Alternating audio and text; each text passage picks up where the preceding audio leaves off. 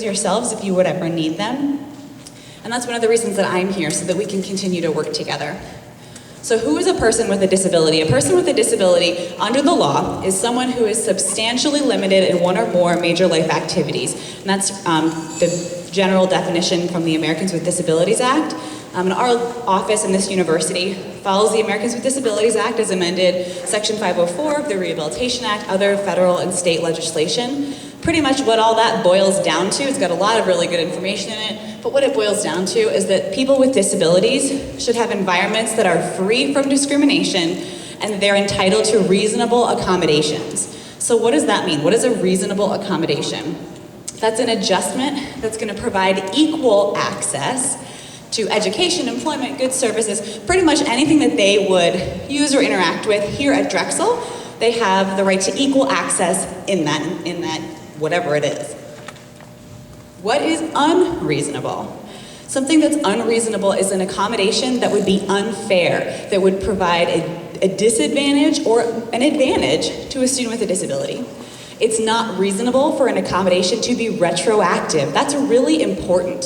So accommodations, when students qualify for accommodations through my office, they receive an accommodation verification letter. We're going to talk a little bit more about that in a couple of minutes.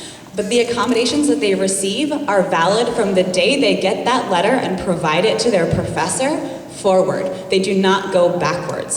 So let's say anyone has maybe taken an exam already and didn't have accommodations in place yet, and then ended up registering with my office and went back and said, well, now I have testing accommodations. I failed that exam last week, but I have testing accommodations now. I'd like to go back and get a second chance. That's not required because they don't go backwards. They don't turn back the hands of time. That's really important to know. And it's important to know for the student, if you have a student that discloses to you that they have a disability and that they're looking for accommodations, obviously you want to refer them to my office, but it's good to share with them information like that accommodations don't go retroactively, they don't go backwards. So we encourage them to register as soon as possible so that they can get access to those resources and be able to start utilizing them right away. An accommodation can't take away from the essential functions or the essential learning requirements of a class or a program. That wouldn't be reasonable. So a good example would be, let's say the whole class has to write a 20-page research paper, and it has to be 20 pages, that's the minimum for everyone.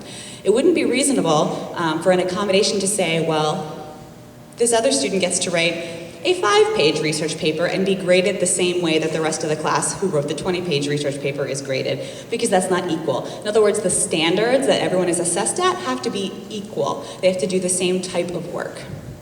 And then an accommodation can't pose an undue burden to the institution, to Drexel. So the Office of Disability Resources, what do we do here on campus? We ensure accessibility, so we've been talking about that. We protect from discrimination from disability. We protect confidentiality, and that's really important. I'm going to touch on that in a minute. But confidentiality of people with disabilities is really important. So if someone gives you an accommodation letter from our office, that's a confidential document. That's not something that should be shared with your fellow TAs or with anyone else who doesn't have an expressed need to know. We provide academic and programmatic adjustments, usually called accommodations, and I'm going to talk about that. We empower students. We work with students so that they can learn how to be a good self-advocate and to get access to the things that they need. And we educate the campus community, just like we're doing right now. We act as a resource. We're not just here for people with disabilities, we're here for people who don't happen to have disabilities or don't identify as being a person with a disability, to act as a resource to provide information about working with individuals with disabilities or just disability awareness in general. So what kind of modifications or accommodations might we provide? Well, there is no exhaustive list, but these are just some categories. So it might be classroom type accommodations, maybe note-taking related accommodations. Students might need to sit in a certain area of class. It could be taking a break in class or being able to leave the room and come back. Testing accommodations, some students may benefit from extra time for testing or a quiet environment. Some students may need adaptive technology, either for their textbooks or maybe when they're taking the exam. Things like meal plan accommodations, physical accessibility, we want to make sure students can get where they need to go. Interpreters and other service providers, we do have service providers on campus, so you may TA for a class where there is maybe a closed captioner, someone's providing CART, or a sign language interpreter. And that's something that our office would be helping to facilitate. Housing modifications. So we have a lot of students that live on campus who may benefit from housing accommodations of one kind or another. And the point is that these accommodations are to provide equal access, not an advantage or disadvantage, but equal access. The whole idea behind what we're doing is trying to level the playing field. So how does somebody register with our office? A student that wants to register with our office has to turn in medical documentation, and on our website, which is drexel.edu/ODR for the Office of Disability Resources, it lists all of our documentation requirements. Online, there's also a request for accommodations form that the student would need to fill out. They turn all that stuff into my office, and then either myself or one of our staff members reviews the documentation, determines whether or not the request that the students are making is reasonable. We take into account what course they're in, their program of study, whether it's a co-op accommodation, if it's a clinical accommodation. Accommodations could be possible in all those areas, but we take all that into account. So there might be a time where we might be calling a professor to talk about a specific accommodation that's been requested to determine whether or not it's reasonable, because we want to make sure that everyone's on the same page. We meet with the students during that process. We meet one-on-one with each student to talk to them about what they're requesting, about any questions or concerns that they have, about how the accommodations work, because there's a process for the students too in terms of utilizing several accommodations. And if they do qualify for accommodations, they get that accommodation letter that I was talking about. That letter is a generic letter. It has their name on it, says they're registered with our office, and lists any accommodations they qualify for. Does not contain any diagnosis information or any other personal confidential information, because that's all kept confidential within our office. That letter, the student then gives to whoever is facilitating the accommodation. We encourage them to give their letters to if it's a class-based accommodation, we encourage them to give their letters to their professors and their TAs. Because many times professors will work with TAs in terms of facilitating a certain accommodation. So you may have a student that comes up to you with an accommodation letter and hands it to you. So hopefully this will help you know what to do when you get that letter and what it is. Those letters you'll see on there, they are good for one term only. And students renew those letters. I know this is pretty small. This is a picture of an accommodation letter. It's just generic text, the student's name, their status, and then the current term that it's valid for. So students renew their letters with us every term. It's very easy to do that. Students simply let us know as soon as they've scheduled classes, and we generate a new letter for them within 2 business days. So it's very easy. They don't even need an appointment if they're not asking for any changes.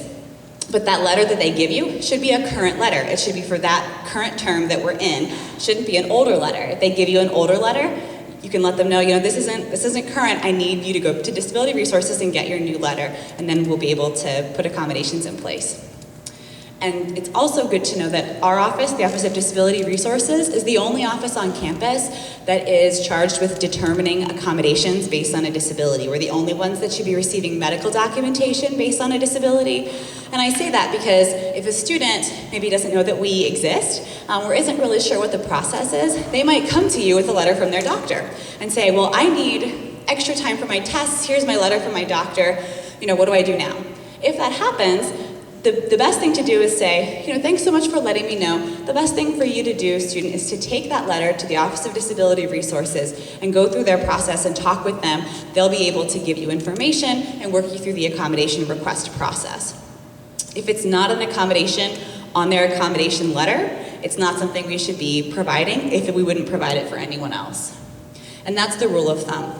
You should really treat students with disabilities exactly the same as you would treat anyone else, with the only exception being the accommodations listed on their AVL or their accommodation verification letter. So for example, if you or the professor would consider providing, let's say, an extension to any student for any other reason, then you can absolutely consider providing one to a student with a disability who requests one. However, if you would not provide an extension to any other student for any other reason, ever, then you would not need to consider providing one to a student with a disability unless they had an accommodation on their letter that specifically talked about extensions. So if you get an AVL, what to do? We encourage students to engage with their professors or their TAs, depending on the class. You may be teaching the entire class as a TA, so you may be the professor as well. We encourage them to engage in a conversation about the specific accommodations on their letter that they want to use in class. That's really important because students may have a whole lot of accommodations listed on their letter. They could be accommodations relating to dining and housing and parking and classes. Well, clearly, if they're giving you the letter, you're not handling their dining, their housing, or their parking, right? So it's important for the student to let their professor or the TA or whoever is facilitating the accommodation know what it is that they are asking for. Once they have delivered the accommodation to their the AVL to their professor, it's the professor's responsibility to make sure that the accommodations are arranged for or facilitated. And ODR, my office, is here to help with things like that. And the last bullet there, if you can't read it, just says professors may request that TAs assist them in facilitating certain accommodations, which is why it's really important for you guys to know about this. It's also important for you guys to know about our process if any of you happen to identify as being a person with a disability, because we're here to provide accommodations for anyone at Drexel. We work with students, faculty, staff, employees, anyone and everyone at Drexel who may have a disability and may need an accommodation in order to have equal access. We're here as a resource for you. So if you receive an accommodation letter from a student and you have questions, what to do? First, consult the back of the letter. There's a whole lot of really good information. Second, there's an actual tab on our website that is specifically for faculty or people teaching students that gives really good information about accommodations, how they might be provided, that whole process. If there's ever a question about whether or not an accommodation is reasonable, maybe you get a letter and the professor has a question about it or you have a question about it, the best thing to do, and what it says on the letter to do, is to continue to provide the accommodation and then to consult our office right away so that we can talk about whether or not it's reasonable and any other options or alternatives that might be available. Testing accommodations. This usually has a lot of questions associated with it, which is why I like to go over it especially with teaching assistants. If a student is to receive testing accommodations, the professor has the option to arrange for them to be proctored within the department, which means you may proctor them with their accommodations, or to arrange for the student to test with our office. We have 2 alternative testing centers. There's one on our University City campus, this campus, and one on our Center City campus. Those alternative testing centers are staffed from 8 a.m. to 5 p.m. Monday through Friday. And if a student's going to test with us, they fill out a testing form. They fill out the top part with their contact information, the date and time of the exam, and then the professor or sometimes the TA will fill out the bottom part, giving us permission to proctor and other information about the exam that's important. We cannot proctor an exam until we have that form, and we ask for it at least 5 business days before the test in order to guarantee the student a space. It's the student's responsibility to make sure that form gets filled out and turned in. So what if you have a student who maybe isn't registered with our office, but comes to you and discloses that they have a disability? It's really important that you refer that student to our office. You can give them our contact information, give them our email address, our phone number, point them to our website, but that you refer them to us so that if they choose to, they do not have to register, but if they choose to, they know where to go. What happens if you think a student might have a disability or they're really struggling, but they don't actually come out and disclose that they have a disability, and you're just not sure what to do about that? Obviously, it wouldn't be appropriate to ask someone, hey, do you have a disability? That would not be appropriate. However, what you might want to say is, are you connected with any offices on campus? And if they say no, give them a whole list of all the different resources that are available for any student here at Drexel, and include our office in the list. And that way the student can make the decision as to where they might benefit from going. So other on-campus resources, there's departmental tutoring, which I'm sure you're probably well aware of, the Writing Center, which maybe some of you even work at, the Math Resource Center. There's a counseling center on our University City and Center City campus that offers free mental health counseling to students. There's the Center for Academic Success, which is tutoring for our health profession students in Center City. The Drexel Learning Center is on our University City campus. They do one-on-one academic coaching with students. And there's also the Drexel Autism Support Program, which is a one-on-one mentoring program for students on the autism spectrum. So there's a lot of things available for any student here at Drexel, not just students with disabilities, so they don't have to have disclosed anything, frankly, in order for you to make a good referral.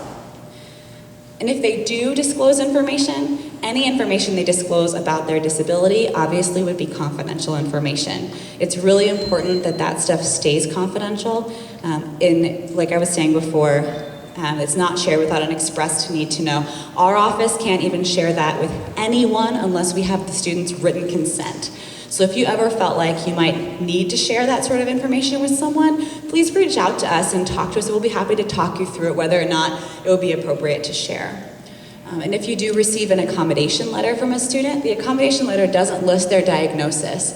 And so just as an aside, the reason that it's not there is because it doesn't really need to be there. And that's information that if the student wants to share, they can, but they don't have to. Online students, so maybe you're teaching an online class or a hybrid class. It's the same registration process, or maybe you're in an online class or a hybrid class, it's the same registration process. Many accommodations may no longer be needed. There might be alternative accommodations because of the online environment. And the syllabus, any syllabus, in my opinion, should have a statement on there that talks about the Office of Disability Resources and refers students so they know where to go from day one. Does anybody have any questions? No? Yes? Actually, could you pull up the list of the different resources? Yeah. Absolutely. Can you see that? Do you want me to read them off to you? No, I can see fine. Okay. Yeah, Any other questions? Yeah, in the back. Our main office is located in 3201 Arch Street, so the corner of 32nd and Arch, on the second floor in Suite 210. We work with all campuses though, so even if you have students that are on alternate campuses, we'll do appointments by phone, but that's where our physical location is. And we're open from 8 to 5, Monday through Friday. We also have walk-in hours from 1 to 2, Monday through Friday, where students don't even need an appointment, but if they had a question, they'd be able to walk in and talk to one of our ODR professionals, at least briefly, about whatever question or concern it is they have, so we can help them along that process. Any other questions? Yeah? I teach a lab section, and I wanted to know whose responsibility it is for the interpreter to have safety materials like goggles or a lab coat. So the question was, she teaches a lab section. She wanted to know whose responsibility it was for the interpreter to have like safety materials. Do the students usually purchase their own safety materials? So if something like that were to happen, let us know, because our office would be there to help facilitate to make sure that the interpreter had whatever they needed for safety. Thank you. Absolutely. Any other questions? These are good ones. No? Our contact info, did you get what you needed from that slide? Yeah, Okay. yeah, thank you. No problem. Our contact information is on the slide. If you can't see it, I'll read it out for you. So I just gave you our physical location. Our phone number is 215-895-1401, so extension 1401. And that's our main number. My email address is on there, my direct email address, and that's AS as in Sam, K66@drexel.edu. You can also email our main office email address, which is the word disability@drexel.edu. And our website is drexel.edu/ODR for Office of Disability Resources. And I really encourage you, if you have questions as the terms go on, please reach out to us. We're here to be a resource for you, whether it's a question based on your own identification as a person with a disability or working with a student who may or may not have a disability in your class. Any other questions as we close up? No? Well, thank you guys so much for your attention, and have a fantastic term.